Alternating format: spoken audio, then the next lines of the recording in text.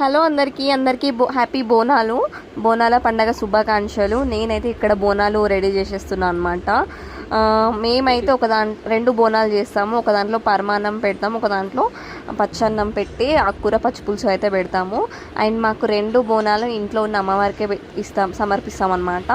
బయటికి టెంపుల్స్కి అయితే వెళ్ళవు మా బోనాలు, ఇంట్లోనే ఎదురిచ్చి పెట్టుకుంటాము. అంటే గేట్ వరకు వెళ్ళి మళ్ళీ లోపలికి వచ్చేస్తాం అంతే. అండ్ చాలామందికి ఇట్లా ఉంటుంది, ఇట్లా కూడా ఉంటాయి కొంతమందికి.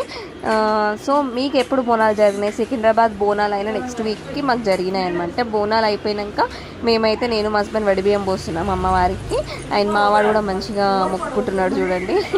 చాలా బాగా జరిగింది బోనాలు. మీరు ఎట్లా సెలబ్రేట్ చేసుకున్నారో కూడా కామెంట్ చేయండి.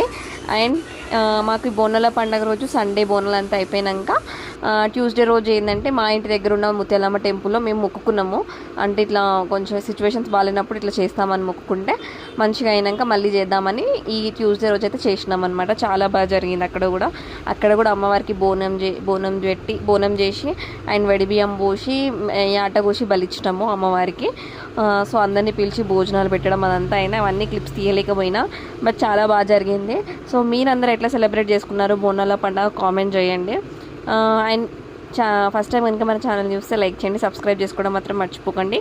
Thanks for watching. బాయ్.